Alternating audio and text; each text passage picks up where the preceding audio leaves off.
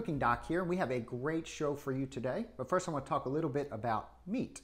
So in 2018, we are on pace to eat 222 pounds of meat per person in the United States. Oh my God. Which is a record. And you hear a lot about plant-based diets and vegan cooking, but even with all that going on, the amount of meat per person is increasing. And it's interesting because there was a study a year or two ago which showed that the highest intake of red meat, if you're one of those people who eats a ton of red meat, you're at risk for 8 different diseases, anything from kidney disease to infections to heart disease, you name it. Wow, diabetes, I'm sure. Yeah, exactly. And it's not necessarily a causation thing, but that'll put you at more risk if you're eating a very high red meat diet. Right. So that's why we're so happy to have her here today. This is Dawn Hilton-Williams. Thank you. From Thank you for Herban-Eats, inviting right? me. Yes, yes, Dr. Blake from Herban-Eats, yes.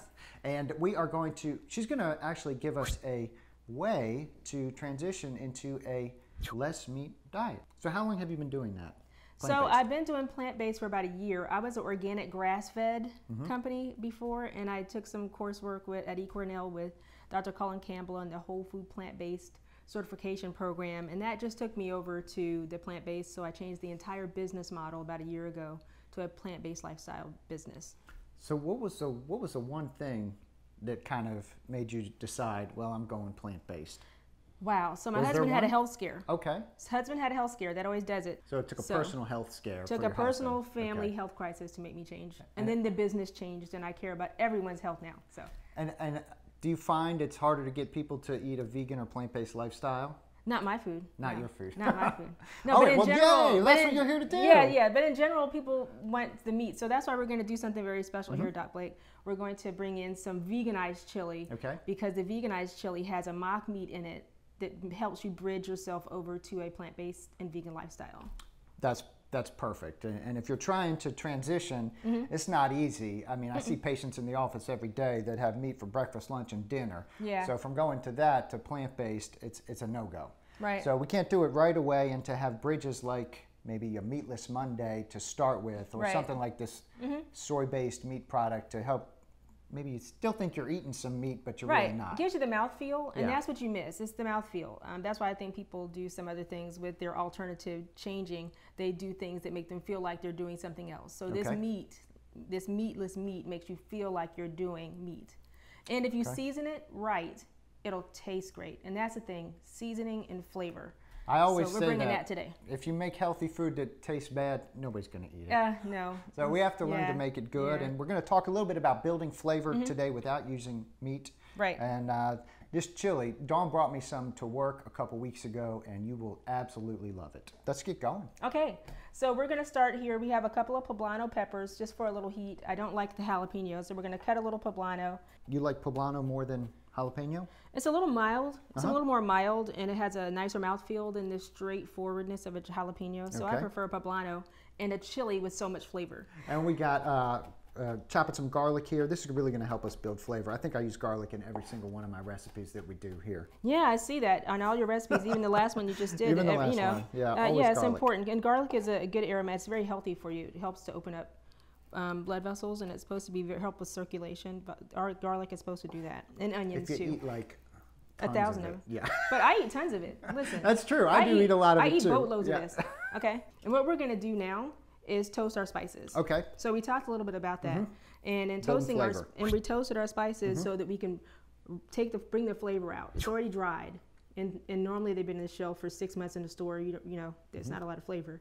But if you toast them, it brings out the natural fragrance. So you use a pan with either a Teflon coating or a Dutch oven. And with using those pans, you're kind of safe. Use a medium heat. Don't go medium high, just medium. And once you move it around, I've got this handy dandy Doc Blake tool that I'm going to use. And when you move it around, you move your spice around, it keeps it from burning. Once you smell it, it's time to put in your next layer. Perfect. That's how you know. When you smell use your nose, right? Your nose knows. Yeah, nose. So that's how you know. We have coriander. We have cumin. We have smoked paprika, which is a little bit more delicious. We have salt. We have a little ground chipotle. So those are going to be our toast them. We're going to toast those up. Okay, so we're going to go ahead and put in our aromatics, and The reason we're doing that is we're giving a little wetness to the pan, and we're turning up the heat a little bit also. Okay. And the reason we do that is so that we can get these sweating a little bit. All right, so now she's adding tomato paste here to our peppers and spices and onions. And this is one of my favorite things about this recipe. I love to do it. It takes the rawness, as she described it, out of the tomato paste, right? Yes. Tomato paste is very raw. You'll never have anybody that really cooks professionally putting raw tomato paste in anything.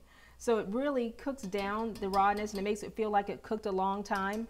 Gives you that 3-hour chili feel when you've only cooked it for 30 minutes. Adding the tomato paste and cooking it really brings out a lot of flavor, and you're building flavor without adding meat and meat fat. Right, and at the bottom, you see all that little brownness? That's going to come up when we put our liquids in. All those little burnt bits, we want those because that's flavor. Those are little flavor pops. And so we're smelling that. So we cook this about 5 minutes as well. So we're going down with 1.5 cups of water. You could do 2, but I would start with 1.5 because it gives you a little room. And those are chopped tomatoes? Those are diced tomatoes. Diced tomatoes? Diced tomatoes. And if you like, and if you're fiery type, which sometimes I am in that mood, I do the fire roasted tomatoes that they sell. So we're going to pop a top on that. Okay. Then we'll leave that on for about 5 minutes, 5 to 10 minutes. Let that kind of go, and we can get started on our meatless meat. Perfect.